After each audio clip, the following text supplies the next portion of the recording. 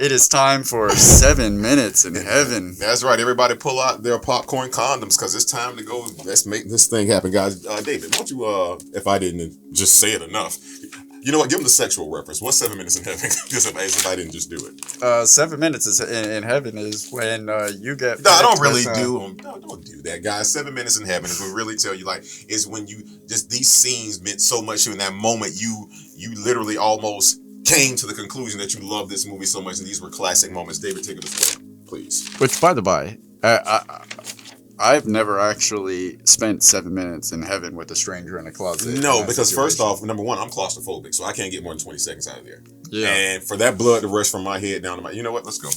All right, I have 2 honorable mentions. Just 2? Yeah. Well, I have my 3 scenes plus 2 honorable mentions. You want me to go first? Mm-hmm. Okay, because I got a little something going on over, but this time I drew little things so I wouldn't, in case it messed up, I knew where to come back to and not let anything else distract me. I'm getting better. It's gonna be like Goodwill Hunting by the end of this season. Yeah. All right. God, man, listen, guys. Okay, and if I didn't say it, I'm gonna start with this, so just in case I don't miss it. And I know you have it on yours too, so it'll be a good segue. Listen, let me tell you guys something, and that opening scene, the Welcome to the Jungle, it transcended time. It reminded me of what it was. You know what?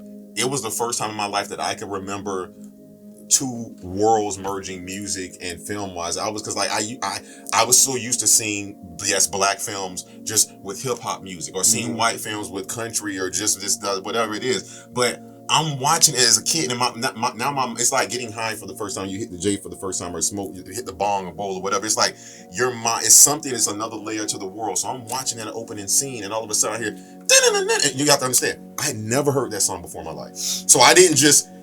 So to me, whenever I hear that song, it is synonymous with 2 things in my life: Lean on Me and the Jim Rome Show. Mm-hmm. Because he says welcome to you, but before the Jim Rome Show, dude. Whenever I heard that song, I'm like, what's that Lean on Me song? And one day somebody's like, what? Yeah. Somebody's gonna kill you for saying that. That opening scene, because I saw that before junior high or high school. That opening scene had me terrified to go to junior high or. You know what it almost reminisces of? That opening scene almost seems like the whole movie American History X. Almost. I mean, not the racial tone, but you know what I'm saying? That opening scene almost gives you the whole everything. Yeah, it's almost like a voyeuristic look at it. Yeah.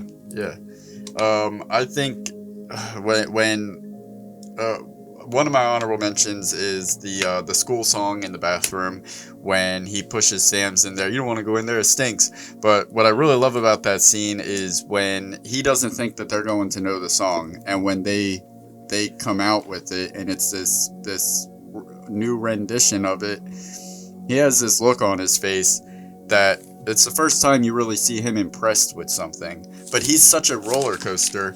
He pulls Sam's into Mrs. Powers' class, which is fucking hilarious. How he pretty much uses Sam's to open the door into Don't even get there yet. Go back to the bathroom scene. What you said, this look he had. What did it look like? It looked like a what? Examination. He was all in their face. You see it like that. We were interpreting this character differently, because you see him like examining them, judging them. Did you see how he was looking in there? Like, what form of species? When did this happen? He looked like they evolved. He was happy. That was him impressed. Okay, go ahead. Okay, so he was impressed. He was impressed because then he goes into Mrs. Powers' office. He yells at Mrs. Powers. You think he's mad, but then he tells her to take a bow, and it's just so that right there proves that he was very impressed. Oh no, he was impressed. I agree, he was impressed. It's just so interesting the way, like, his character is so complex. It's so enjoyable to watch and wonder what he's going to do in any situation, because he's difficult. He's troubled. He has his demons, but like even in that moment when he is happy about something, he expresses himself in anger to like express his satisfaction. Before I go to my next one, I guess, because that was one of the scenes I had. Like you said, we didn't interpret it differently. Like, I agree with you that he was happy, but in this midst of happiness, I took it from, because he, like you say, he has demons. To me, like you say, even when he's I have it somewhere. He's happy mad or some like that. Like he got so happy he's mad. Speak up. Who taught you this? He's angry. He's angry that they had him break Karen's. Right. And then, like you say, he gets Sam. He goes in there. He goes into the Miss Power. He's like, I never authorized you to change this. Did I? She's like, no, sir, you didn't. I want everyone to learn to score. You already know. So yeah, that was definitely dope. Real quick honorable mention. That scene. It was on like it was like a 3-second scene, but it gave me an All in the Family feel because they just let this shit ride as satire back in the 80s where you can really get away with blatant racism. But it was the look he gave when we talked about the stare. When he first decided to put the chains on the doors, our little George Seinfeld doppelganger was like, "I thought you people didn't like chains." Jeez, I didn't hear that. What? Are you fucking I kidding me? missed that part. I heard it the first time I watched it. That's a zinger. Yes, son. It's something. Thought you people didn't like. They're walking out. He's walking in to go meet with old boy, and because he first found out, he's like, what the hell is this about? A bunch of people didn't like change, and he looks at him for like 7 seconds. Like, oh my gosh, Jesus Christ. Yeah, wow. You didn't. His jokes have terrible timing. Yeah, they do. Okay, so that was a short one. Let me get okay. Oh, I got a short one too. Go. My last honorable mention is when Clarence is doing the Mr. Clark impression, and really it's just it's a damn good impression. Yeah. And what really is a cherry on top of the cake in that moment is when he, you think he can do me? Does he have the juice? Does he have? He went third person. Yeah. Actually, it's fourth person. Did you see somebody doing you? Then ask somebody. He ain't even look at the girl. He like. You think you can do me? He's not even looking at her. Like, oh my gosh. Okay. And then cut to him jump roping. I'm back on the roof, man. I'm back on the roof. It's like, at that point, I knew drugs were bad, and I had never done any drugs in my life because I was young, and I guess that's not an excuse, but I knew that there was something innately wrong with crack, how he was talking to him. And I was just like, I'll never do crack, which I still never have, thank God. And I think it's because of Joe Clark. He was like, you smoke crack, don't you? Don't you? Look at me. You smoke crack. I'm like, oh shit. He was like, yes sir. He was like, you want to kill yourself? Don't f around with it. Do it expeditiously. I was like, you're like, go ahead, Joe. You're basically pushing this motherfucker. Like he was one push away from murder. Yeah, and it means a lot when you drop a in a PG-13. That means you really mean. And what with the other guy, Mini Clark. Oh no, don't do him like that. No. Clark Smalls. Oh, you talking about Darnell? No. Oh no, don't do him like that, bro. Yeah, Kid Ray. Yeah. Because I'm just thinking of what he said about to Sam's on the roof. The way he looks at Kid Ray, he's like, "You will die in a year, son. Right. You will die in a year. But you know what I loved about that? Or you'll be dead in a year." He cut the same way 7 days a week, no matter whether you were black, white, old, young, blue, green, orange, animal, deficient. Didn't matter. Teacher, student. Teachers. Oh no. Police chief or fire chief. If you didn't notice, he treated the students better than he did the teachers. That's true. Because why? Yeah. Why? Because he held them to a higher standard. Yeah. You hear that, guys? He held them to a higher standard. And let me go. And whatever downfall he saw in the students was a reflection of the teachers. Let's just get done with honorable mentions. It was maybe a 3-minute scene, but I don't even need to look at my motherfucking book because I'm going to tell you about this. And listen.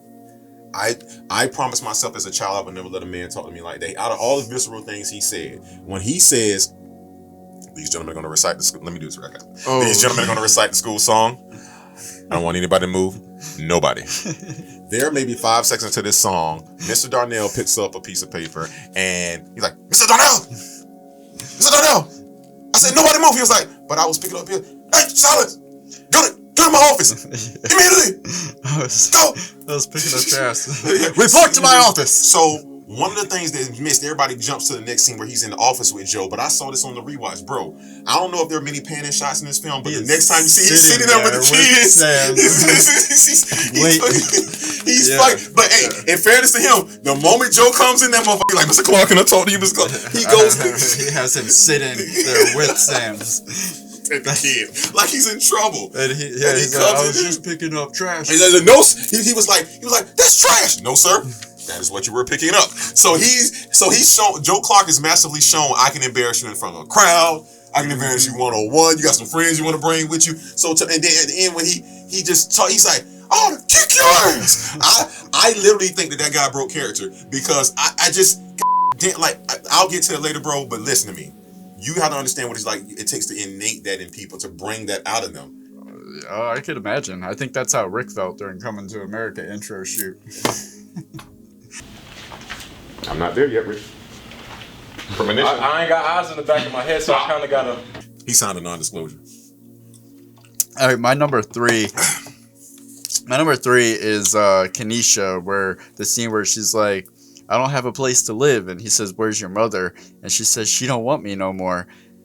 That is heartbreaking. Even when I was a kid watching it, I remember that is just, I couldn't imagine your mom not wanting you. And then, but that's the first time you see that as hard as Joe is on the outside, he has this heart of gold, because he takes her to the house and he's like, he's willing to do whatever needs to happen to make this work for them. And then you go to that other scene where, ignoring your theory for a moment, when she got pregnant and she's like, even the way she says, please don't be mad at me, it's so, she is a great actress. Oh yeah, you know where she's from though, because you brought it up earlier. You were joking about Mr. Bill Cosby.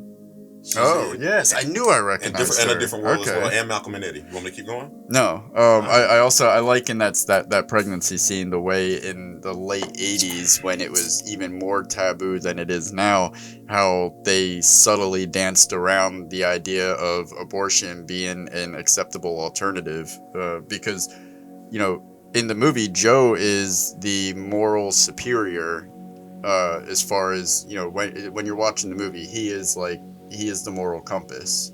And for him to present that as an option in the 80s, I think that was a brave move for the movie to take. I don't know if it happened in real life, but yeah, pretty much. I mean, those scenes with Kenisha and Mr. Clark, those were some of the best scenes in the movie. I'll say this, I did joke about it earlier with I wasn't joking, because that was my alternate theory. That's why I call Hear Me Out. It's an abstract theory about what could have really been going on. But all jokes aside, that I agree with you 100% on that. That was one of my maybe top 2, maybe if not my top scene, because of the fact that I'm not even gonna lie, dude. Like, I'm a man. I don't care. Like, I do that shit made me, like, I shed a tear watching that shit, dude. Because I'm gonna tell you something. As much as that was one time, I thought that's where you're going a moment ago. That was one time where we got to see why Joe was so hard, because nobody was fighting for what was truly out there going on with these kids. Mm-hmm. We got to see, like, you saw how when they pulled up and they're going here, and that reality is not even the worst reality that these kids had to go through. I mean, in the world we live in, it's been worse. And so to see that the film go here, and notice now, it's not often that Joe will shut up. Mm-hmm. But Joe was surrounded by 3 powerful women now. You got Miss Levias, you have Keisha's mom. And Kenisha. Kenisha's mom, and then you have Kenisha. So I will say, I wish her mom killed it in that scene. Man, she's like, when she's crying, she's like, and when I sobered up, when I got off the drugs, I hated what I saw when I looked at myself. I didn't want her to see me like this. Oh man, yeah, that's what I'm saying. That's why I shed a tear watching that shit, man, because you gotta understand, like, that could have been my mom, man. Like, my dad died when I was like, I wasn't even 4 years old, I was 3 years old. And so imagine, I mean, granted, it's not the same situation. She didn't have to go out and get a life, but she had to sacrifice. She has me and my brother to take care of, a mortgage, a house note, all this other stuff. And it's like, even when Joe Clark joked about it, he's like, you embarrass those women. You said it on welfare. Some of them need that. Like, like, that's a reality. And let me tell you something about poverty. Oh, it's not racist. Poverty does not care who you are, and it strikes you and it can change. So I will say this. A racist system may force predominantly black people into poverty, but poverty is there waiting for anybody that doesn't have. But that's the stigma, though. It's not predominantly black people. It's predominantly people that look like you, because there are more by number of people that look like you. So again, that's what f***s me up about this world. That's crazy. That's what f***s me up. You see what I'm saying? That me and you just had a normal conversation that cut down all the media bullshit that they've showed us for years, because just by sheer numbers, that it's not true. But that's my point. Where I get people to see they're not just against us. They just have a bigger plan against us, because I'm not going to get started into it tonight, guys. I want all my white students to stand up. Right, and and that's what I'm saying. That was a sign of the times. You are here because the system put you here. You think they would be here if they weren't stuck here? They couldn't get away, so they didn't leave, so they're stuck with us. Yeah. And that's just my whole point, man. So like I said, that was a very powerful scene, and like I said, I'm not going to get off on that tangent, but guys, yeah, that was. I'm sorry. Was that an honorable mention, or is that your number 3? Oh no, that was number 3. No, that was your 3. Let me 1 second here. Okay. I don't know if you saw this, but to me, this is my number 2, and this is simply just a beat. This might be I'm finna put. You know what? I'm saying it. This is the best beat in film history. That's funny you say that. I almost looked up the time in the film, because I might get it tattooed on my arm. because whenever somebody tries me to this level, I've never seen a human burn a hole through another human in my life until I saw Joe Clark at that emergency meeting looking at Carmen Sandy Ego. When he is looking at, because she's talking about him, and he is looking at her like, I am finna kill this bitch. I call her, in my notes, I refer to her as the Wicked Witch of East Side High. The Wicked Witch of the East. Yeah, the Wicked Witch of the East Side High. Dude, I don't know if mentioned she looks like the bitch who steals Toto. Right. That, to me, that's what separates, again, that level of, man, he's a great actor. No, he's not a great actor. We've reached Super Saiyan level of acting. Mm-hmm. And they almost didn't. They didn't even really want him in that role. He was like the default when everything else didn't work he's so out. nice, he can't do this. And guess what? And he didn't really have that much under his belt at that time. But think about this. When has he done something like that since?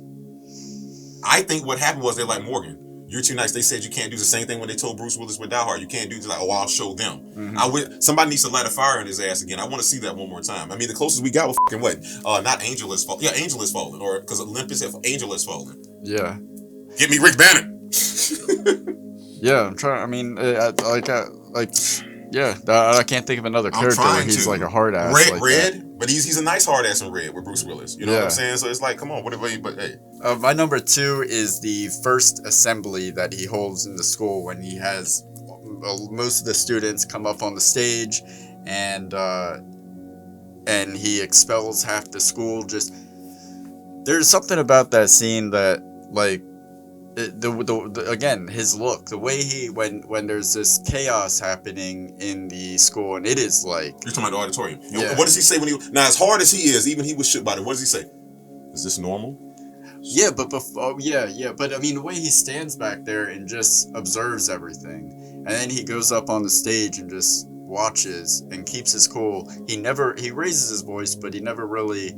He doesn't start like screaming at them. He's just raising his voice, but he doesn't go any higher than his raised voice. But before you go forward, what did he learn from looking at them? He learned from looking at them, like, in my mind, what happened right there, he's like, okay, they're not listening to me. I need to say something that's going to agitate them, but yelling won't help. You know what I'm going to do? I'm going to get right to their soul. Everybody put their cigarettes out. Oh, no, yeah. Put it out on the bottom of your soul and put it in your pocket. Put the butts in your pocket. How about throw them away? Thus, the cancer ad started from that day forward. But I like that scene because it's like one of those, you know, the challenge that he has ahead of him. You see the problem that needs to be demolished, and this is the first time that you can witness the wrecking ball coming in and doing its thing. And again, it's like the way they sold the chaos of that auditorium was so good. I mean, it felt. It was only second to one scene I've ever seen, and that was the scene before that in the earlier of the movie. Now, but he's there, and he's just like. He's like this fierce calm in the midst of all this. It's almost like what if the substitute was the principal? Yeah, something like that. But I'll say this real quick. Just sticking to your scene real quick, and you can finish. You remember now later on in the movie, like listen to what you just said. You were like he was just like he's calm. He knows everything that's happening, but nobody else truly knows everything. He says that later in the movie. She was like, and nobody knows what you're thinking, and that's exactly how I like it. Mm-hmm. Like he never tells everybody everything. Yeah. Right? No, that was my number 2. Okay. All right. See, remember, I don't put numbers on mine just because some of these movies are so okay. Oh, Jesus Christ! This might be number 1, number 2. The battle between Mrs. Elliott and Mr. Clark is one of the top 10 battles I've ever seen in my life. I think you're a bully. And anytime somebody stands up to you, like when the almost the line of the movie, if you can pick a line of the movie, when she says, "I knew," and we have to be prepared. We're singing both sides. You do know what that means, right? You mean to be there, to be ready to do what concert? She was like, "The what? No one of you do." She explains it for like 7 seconds, but see what most people don't realize. He asked a second time. He's like, "What concert?" She was like, "I just told." He didn't ask again because he didn't know. He was in his mind still wrapping up his response. Mm-hmm. And so when she said it again, he was like, "Oh, the concert's it's finished." You like, "What, cancel?" You like, "What do you mean cancel?" You do know what that means. So she was like, "Yeah, Joe." He was mentally checking himself yes, off. He was. He was like, "God, finish." Jesus Christ. I'll put a number to that one, man. That shit was amazing. That was a great scene. Yeah. My number 1 is I would put this up there in the top. Almost, I can't think. It might be the best scene in any movie ever. Oh, now come on, bro. That's why I said it's funny that you said that. Oh. I'm not adding it because you said best scene in any movie. Okay, it is there. It is there. The free Mr. Clark scene. when he's laying there in the jail cell and you hear them chanting outside, and the dude comes in, he's like, how many are there? It looks like all of them. And the fact that like a few scenes earlier, it was conveyed that we can't even get these kids out to school on a Saturday, but he's moved them so much that they have organized and got together outside of the jail on this evening to stand out there as long as they need to free their principal. And the way he lays there so content, laying in the bed, just looking up, smiling, almost like he's listening to a really, really peaceful song that he loves. And then you come out, when he comes out and he's standing behind the Wicked Witch of the East Side High, the way it's one of those gratifying moments where he gets to hear the fruit of all of his labors outside, all of the students talking about him. It's such a moving moment watching him stand there, and he's so, it validates the reason why he's been doing it in the first place.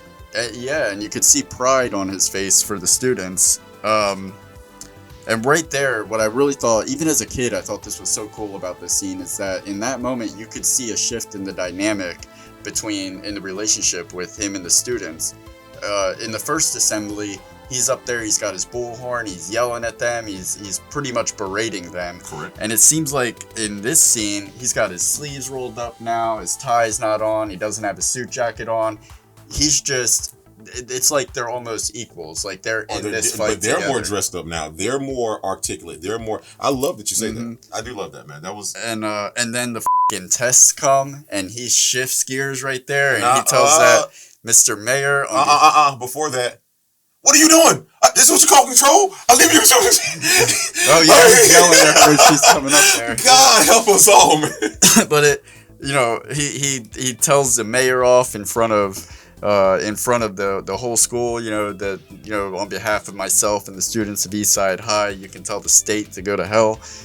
That is just such a feel-good scene and awesome climax that comes up all buttoning up his tie, like here comes the photo op. Oh no, you tell you in the state. I thought you were supposed to say kiss my. You tell him go to hell. Yeah, and the movie works so hard for that moment, and it pays off so much at the end when it happens. I concur.